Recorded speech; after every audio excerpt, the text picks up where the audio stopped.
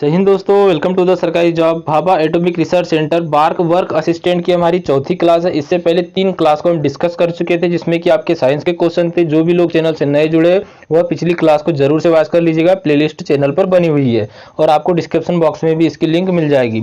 तो चलिए आज की क्लास को स्टार्ट करते हैं। उससे पहले मैं आपको बता दूं कि टेलीग्राम पर जल्द ही हम क्विज स्टार्ट कराने वाले हैं। जो आपका बार्क है, इसी के रिलेटेड क्वेश्चन उसमें रहेंगे। तो जो भी लोग टेलीग्राम अभी तक ज्वाइन नहीं किए हुए, वो टेलीग्राम ज्वाइन कर लीजिए। और आप अगर किसी को पार्टिसिपेट करना चाहते हैं टेलीग्राम ग्रुप में, तो उसको भी आप ऐड कर सकते हो। चलिए क्वेश्चनों को स्टार्ट करते हैं। वीडियो अच्छा लगेगा तो लाइक जरूर कीजिएगा। आप बाद में लाइक करना भूल जाते हो तो पहले ही लाइक जरूर से कर दीजिएगा। फर्स्ट क्वेश्चन है आप पे आपका, और इसमें पूछा गया है निम्नलिखित में से सबसे कठिन कौन सा है। इसमें पूछा है सबसे कठोर कौन सा है। यहाँ पर आप ध्यान में रखिएगा, एडिट कर लीजिएगा। निम्नलिखित में से सबसे कठोर पदार्थ कौन सा है। ऑप्शन है इसमें हीरा, बी ऑप्शन है ग्लास, सी ऑप्शन है क्वार्टज और डी ऑप्शन है आयरन। देखिए ऐसी क्वेश्चन आपको बार के एग्जाम में देखने को मिलेंगे। सारे क्वेश्चन आपके लिए इंपॉर्टेंट रहेंगे, तो आप वीडियो के साथ अंत तक जरूर बने रहिएगा। तो देखिए इसका जो राइट आंसर है वो हो जाएगा आपका ऑप्शन नंबर ए। हीरा जो होता है सबसे कठोर पदार्थ होता है, ध्यान में रखिएगा। तो ए आपका करेक्ट आंसर हो जाएगा। चलिए अगला क्वेश्चन देख लेते हैं। इसी प्रकार से हमारा नेक्स्ट क्वेश्चन रहेगा 62 नंबर का, और यह भी क्वेश्चन इंपॉर्टेंट रहेगा। जैसा कि पहले भी बता चुका हूँ मैं आपको कि फिजिक्स, केमिस्ट्री, बायोलॉजी सारे के क्वेश्चन आपको यहाँ पे मिक्स देखने को मिलेंगे। और आपके एग्जाम पेपर में भी ऐसे क्वेश्चन आएगी। मानव का सामान्य रक्तचाप कितना होता है, क्या पूछा है क्वेश्चन में। 62 नंबर का क्वेश्चन है। इसमें पूछा है मानव का सामान्य रक्तचाप कितना होता है। ऑप्शन देखिए इसमें है 120 से 80, दूसरा ऑप्शन है आपका 90 से 140, तीसरा ऑप्शन है 120 से 160, और जो डी ऑप्शन है आपका वो है आपका 85 से 120। तो देखिए आपका जो मानव का सामान्य रक्तचाप होता है वह कितना होता है। तो इसका राइट आंसर आ जाएगा ऑप्शन नंबर ए। कितना होता है इसका, तो ध्यान में रखिएगा 120/80, 120 से 80 मिलीमीटर प्रति एच होता है। ध्यान में रखिएगा आप संख्या 120 से 80, जो इसका करेक्ट आंसर हो जाएगा। ए आपका राइट आंसर हो जाएगा। नेक्स्ट क्वेश्चन रहेगा आपका यहाँ पर, जब पानी को 0 डिग्री सेंटीग्रेड से 10 डिग्री सेंटीग्रेड तक गर्म किया जाता है तो इसका आयतन क्या होगा। क्या पूछा इसमें, जो पानी होता है आपका वाटर को 0 डिग्री सेंटीग्रेड से 10 डिग्री सेंटीग्रेड तक गर्म किया जाता है तो इसका आयतन क्या होगा। क्या इसका आयतन बढ़ जाएगा, इसका आयतन घट जाएगा, या कोई बदलाव नहीं होगा, या वृद्धि से पहले घटती है, मतलब क्या पहले बढ़ेगा फिर घटेगा। तो देखिए इसका जो करेक्ट आंसर है वो हो जाएगा आपका ऑप्शन नंबर डी। पहले जो होता है इसमें वृद्धि होगी और उसके बाद में है यह धीरे धीरे घटेगा। जो क्या होता है, जो पानी का टेम्परेचर होता है, जो इसको गर्म किया जाता है, तो उसके आयतन की बात चल रही है यहाँ पे। जो आयतन होता है पहले वृद्धि करेगा, बढ़ेगा, और उसके बाद में जो है इसमें डिक्रीज होगा, मतलब कि यह कम होगा या घटेगा। अगला क्वेश्चन देख लेते हैं। नेक्स्ट रहेगा आपका क्वेश्चन नंबर 64 नंबर का, और इसमें पूछा है हड्डियों का अध्ययन विज्ञान की किस शाखा के अंतर्गत आता है। ऑप्शन है इसमें क्या अस्थि विज्ञान के अंतर्गत आता है, क्या ऑरोलॉजी के अंतर्गत आता है, सीरोलॉजी के अंतर्गत आता है, या भूविज्ञान के अंतर्गत आता है। देखिए आपके जितने भी क्वेश्चन के आंसर राइट होते हैं आप उसको कमेंट बॉक्स में जरूर से कमेंट कर दीजिए करिए। उससे क्या होगा, आपको पता लग जाएगा कि हाँ आपके कितने क्वेश्चन राइट हो रहे हैं, और सामने वाले स्टूडेंट को भी पता लग जाएगा कि आपके कितने क्वेश्चन जो है रॉन्ग हो रहे हैं, कितने क्वेश्चन राइट हो रहे हैं, क्या स्कोर किसका यहाँ पर रह रहा है साइंस के क्लास में। तो इसका जो राइट आंसर है वह ध्यान में रखिएगा। इसका राइट आंसर आ जाएगा ऑप्शन नंबर ए। और ऑप्शन नंबर ए में क्या दिया हुआ है, अस्थि विज्ञान जो है हड्डियों का अध्ययन कहलाता है, या अस्थि विज्ञान जो शाखा होती है हड्डियों के अध्ययन के अंतर्गत आती है। तो ए आपका जो है करेक्ट आंसर हो जाएगा। नेक्स्ट क्वेश्चन देख लेते हैं हम। अगला क्वेश्चन है आप अगले क्वेश्चन में पूछा गया सोनार का पूर्ण रूप क्या है। क्या पूछा गया इसमें, सोनार जो होती है सोनार का पूर्ण रूप क्या है। देखिए ऑप्शन इसमें शोर नेविगेशन और रेंजिंग, बी ऑप्शन है जहाज नेविगेशन और रेंजिंग, सी ऑप्शन है ध्वनि नेविगेशन और रेंजिंग, और डी ऑप्शन है आपका ध्वनि नेविगेशन और प्रतिबिंब। तो देखिए इसका जो करेक्ट आंसर है वो हो जाएगा आपका ऑप्शन नंबर सी। ध्वनि नेविगेशन और रेंजिंग जो होती है सोनार का पूर्ण रूप होता है।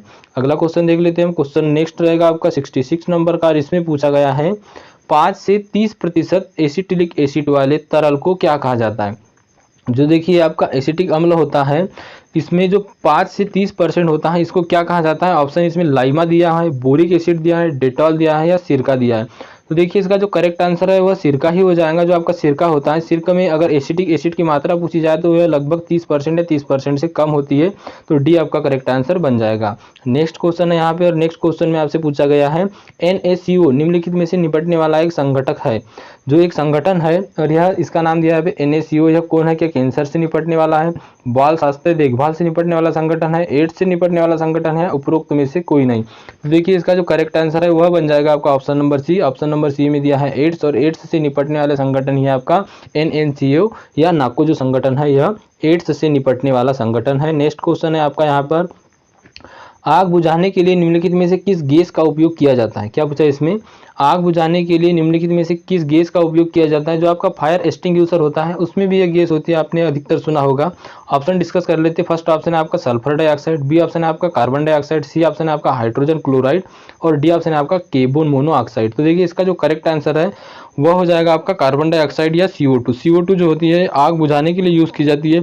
कई फायर एक्सटिंग्विशर भी ऐसे बने होते हैं जिसमें CO2 का यूज़ किया जाता है। तो ध्यान में रखिएगा, आग जो होती है वो 3 अनुपात में बनी होती है, 3 चीज़ों का मिश्रण होता है। एक होता है आपका ईंधन, दूसरा होता है आपका ऊष्मा या ऊर्जा या इसको आप तापमान कह सकते हो, और तीसरा होता है आपका ऑक्सीजन या हवा। इन 3 चीज़ों से मिलकर बनी होती है आग, और आग में से अगर इन 3 में से एक चीज़ को कम कर दिया जाए तो आग बुझ जाती है। तो जो आपकी कार्बन डाइऑक्साइड होती है क्या करती है, कार्बन डाइऑक्साइड जो है आग की ऑक्सीजन को कम कर देती है, जिससे क्या होता है आग बुझ जाती है, आग पर काबू पाया जा सकता है। और इसमें यही पूछा गया है कि आग बुझाने वाली कौन सी गैस है, तो कार्बन डाइऑक्साइड जो है आपका करेक्ट आंसर हो जाएगा option number B. Next question देख लेते हैं। अगला क्वेश्चन क्या है, अगले क्वेश्चन ने पूछा है माइकोलॉजी वनस्पति विज्ञान की वह शाखा है जिसमें हम अध्ययन करते हैं। देखिए माइकोलॉजी जो होती है इसमें किस चीज़ का अध्ययन किया जाता है, तो देखिए इसका राइट आंसर हो जाएगा जो कवकों का अध्ययन किया जाता है इसी को कहा जाता है माइकोलॉजी, या कवकों का अध्ययन करने वाली शाखा को ही कहते हैं माइकोलॉजी वनस्पति विज्ञान। तो ध्यान में रखिएगा, माइकोलॉजी वनस्पति विज्ञान वह शाखा है जिसके अंतर्गत हम कवकों का अध्ययन करते हैं। ये आपका करेक्ट आंसर हो जाएगा। नेक्स्ट क्वेश्चन देख लेते हैं। नेक्स्ट क्वेश्चन रहेगा आपका क्वेश्चन नंबर 17, और इसमें पूछा गया आपको क्वेश्चन नंबर 70 में निम्नलिखित में से किस रक्त समूह में कोई प्रतिजन नहीं होता। ऑप्शन दिया है इसमें ए, बी ऑप्शन दिया है इसमें बी, सी ऑप्शन दिया है ए बी, और डी ऑप्शन में आप यहाँ पर ओ कर लीजिएगा। डी ऑप्शन में क्या आ जाएगा ओ। तो देखिए जो ओ रक्त समूह ऐसा होता है इसमें कोई भी एंटीबॉडीज नहीं होती, कोई भी प्रतिजन नहीं होता, तो आपका डी जो है वो करेक्ट आंसर हो जाएगा। ओ रक्त समूह या ये जो ओ होता है आपका, यह जो रक्त समूह होता है इसमें कोई भी प्रतिजन नहीं होता है, तो डी आपका करेक्ट आंसर हो जाएगा। ध्यान में रखिएगा, थोड़ा सा मिस हो गया था यहाँ पर। चलिए अगला क्वेश्चन देख लेते हैं। नेक्स्ट क्वेश्चन है आपका एंथोफोबिया निम्नलिखित में से किसका डर है। देखिए एक प्रकार की बीमारी होती है एंथोफोबिया, और यह एंथोफोबिया है किस प्रकार का डर है, तो ध्यान में रखिएगा फूलों का डर लगता है एंथोफोबिया से पीड़ित व्यक्ति को, या जो एंथोफोबिया से बीमार व्यक्ति होता है उसको किस चीज़ का डर लगता है, तो फूलों का डर लगता है। ध्यान में रखिएगा, तो सी आपका करेक्ट आंसर हो जाएगा, एंथोफोबिया से पीड़ित व्यक्ति को फूलों का डर लगता है। अगला क्वेश्चन क्या रहेगा आपका, अगला क्वेश्चन रहेगा वर्णांधता वाले व्यक्ति को लाल रंग दिखाई देता है। क्या पूछा इसमें, जो वर्णांधता वाला व्यक्ति होता है इसको लाल रंग कैसा दिखाई देता है। ऑप्शन है इसमें पीला, बी ऑप्शन है हरा, सी ऑप्शन है नीला और डी ऑप्शन है बैंगनी। तो देखिए जो वर्णांधता वाला व्यक्ति होता है, जिसको वर्णांधता नामक बीमारी होती है, उसको जो रंग दिखाई देता है लाल वाला, वह दिखाई देता है हरा। कौन सा दिखाई देता है, हरा दिखाई देता है। तो बी आपका करेक्ट आंसर हो जाएगा। ध्यान में रखिएगा, इंपॉर्टेंट क्वेश्चन रहेगा यह भी आपके लिए। नेक्स्ट है यहाँ पे मच्छरों को दूर करने के लिए सक्रिय रसायन कौन सा है। क्या पूछा इसमें, जो मच्छर होते हैं मच्छरों को दूर करने के लिए सक्रिय रसायन कौन सा है, तो इसका जो राइट आंसर है वह हो जाएगा आपका एंथ्रेलिन। क्या हो जाएगा, एंथ्रेलिन जो होता है यह मच्छरों को दूर करने के लिए एक सक्रिय रसायन है, तो ये आपका जो है करेक्ट आंसर बन जाएगा। अगला क्वेश्चन देख लेते हैं। नेक्स्ट क्वेश्चन है आपका यहाँ पर निम्नलिखित में से किस वैज्ञानिक ने पोलियो वैक्सीन की खोज की थी। क्या पूछा इसमें, जो पोलियो वैक्सीन होती है इसकी खोज किस वैज्ञानिक ने की थी। ऑप्शन दिए इसमें अलेक्जेंडर फ्लेमिंग ने, तो इन्होंने तो भैया फ्लेमिंग ने बाएं हाथ के नियम दिए थे। बी ऑप्शन है आपका रॉबर्ट कोच ने, ये तो कोशिका से संबंधित है। सी ऑप्शन है आपका एडवर्ड जेनर और डी ऑप्शन है आपका जोन्स सॉल्क। देखिए जिसका करेक्ट आंसर है वो हो जाएगा आपका Jonas Salk. Option number D आपका करेक्ट आंसर हो जाएगा। जो जोन्स सॉल्क है एक प्रसिद्ध वैज्ञानिक थे जिन्होंने पोलियो वैक्सीन की खोज की थी, तो डी आपका करेक्ट आंसर हो जाएगा। ध्यान में रखिएगा, इंपॉर्टेंट क्वेश्चन रहेगा। ऐसे ही क्वेश्चन आपको बार के एग्जाम में देखने को मिलेंगे। अगला क्वेश्चन है आपका क्वेश्चन नंबर 75, और इसमें क्या पूछा गया है, पीनियल ग्रंथि कहाँ स्थित है। क्या पूछा है इसमें, पीनियल ग्रंथि जो होती है आपकी यह कहाँ स्थित है। ऑप्शन इसमें क्या है, लीवर में स्थित है, क्या मस्तिष्क में है, क्या गुर्दा में है, या क्या गर्भाशय में है। तो देखिए इसका जो करेक्ट आंसर है वो हो जाएगा पीनियल ग्रंथि जो होती है, पीनियल ग्लैंड आपकी मस्तिष्क में होती है, तो बी आपका करेक्ट आंसर हो जाएगा। इंपॉर्टेंट क्वेश्चन रहेगा, ध्यान में रखिएगा, पीनियल ग्रंथि का संबंध है मस्तिष्क से। अगला क्वेश्चन है क्वेश्चन नंबर 76, और इसमें क्या पूछा गया है, मिट्टी के घड़े में, क्या पूछा गया इसमें, मिट्टी के घड़े में पानी COPD रहता है। क्या पूछा इसमें, मिट्टी के घड़े में पानी कैसा रहता है। देखिए इसमें ऑप्शन दिए, उच्च बनाने की क्रिया होती है मिट्टी के घड़े में, या संपेचन की क्रिया होती है, वाष्पीकरण की क्रिया होती है, उपरोक्त में से कोई नहीं। देखिए यहाँ पे थोड़ा मिस हो गया था। इसमें पूछा गया है कि मिट्टी के घड़े में पानी जो है ये ठंडा रहता है, किसके कारण रहता है, तो इसका जो करेक्ट आंसर रहेगा यह रहेगा ऑप्शन नंबर सी, पानी वाष्पीकरण के कारण इसमें जो है यह ठंडा रहता है। ध्यान में रखिएगा, सी आपका करेक्ट आंसर हो जाएगा। अगला क्वेश्चन क्या देखता है इसमें, अगला क्वेश्चन आपको देखिएगा इसमें एक अंतरिक्ष यात्री को आकाश के रंग किस प्रकार देखना है या किस प्रकार दिखाई देता है। ऑप्शन दिया इसमें नीला, बी ऑप्शन दिया है सफ़ेद, सी ऑप्शन दिया है लाल और डी ऑप्शन दिया है काला।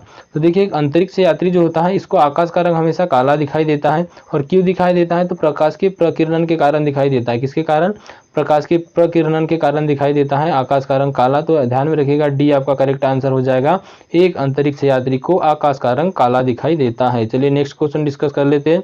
अगला क्वेश्चन क्या है आपका, इसमें पूछा गया है पीतल हवा में फीका रंग किसकी उपस्थिति के कारण मिलता है। देखिए इसमें क्या पूछा है, ध्यान में रखिएगा। जो आपकी धातु होती है पीतल, और ये इसमें हवा में जो इसका रंग होता है वो फीका पड़ जाता है किसकी उपस्थिति के कारण, क्या ऑक्सीजन की उपस्थिति के कारण, क्या हाइड्रोजन सल्फाइड की उपस्थिति के कारण, क्या कार्बन डाइऑक्साइड की उपस्थिति के कारण, या नाइट्रोजन की उपस्थिति के कारण। तो इसका जो करेक्ट आंसर है वो हो जाएगा ऑप्शन नंबर बी, और ऑप्शन नंबर बी में दिया है आपका हाइड्रोजन सल्फाइड। तो पीतल जो होता है ये हाइड्रोजन सल्फाइड की उपस्थिति के कारण इसका रंग फीका दिखाई देता है। ध्यान में रखिएगा, इंपॉर्टेंट क्वेश्चन रहेगा यह भी आपके लिए। नेक्स्ट क्वेश्चन यहाँ पे आपका, निम्नलिखित में से किस एसिड में ऑक्सीजन नहीं होता है। क्या पूछा है इसमें, किस एसिड में जो है ऑक्सीजन नहीं होता है। तो देखिए इसमें ऑप्शन दिए नाइट्रिक एसिड, बी ऑप्शन दिया सल्फ्यूरिक एसिड, सी ऑप्शन दिया हाइड्रोक्लोरिक एसिड और डी ऑप्शन उपरोक्त में से कोई नहीं या नॉन ऑफ दिस। तो देखिए इसका जो करेक्ट आंसर हो जाएगा वो हो जाएगा option number C, hydrochloric acid में जो ऑक्सीजन होता है या नहीं होता है। ध्यान में रखिएगा, इंपॉर्टेंट क्वेश्चन रहेगा यह भी आपके लिए। ऐसे ही क्वेश्चन आपको बाहर के एग्जाम में देखने को मिलेंगे, तो सारे क्वेश्चन आपके लिए इंपॉर्टेंट ही रहने वाले हैं।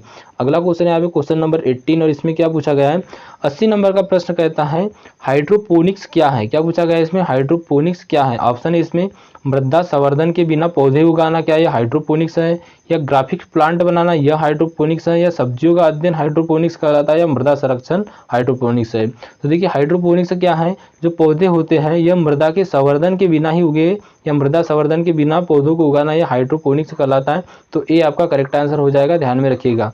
तो आज की वीडियो में हमारे 20 क्वेश्चन कंप्लीट हो चुके हैं। अगली वीडियो में हम आगे के क्वेश्चन डिस्कस करेंगे।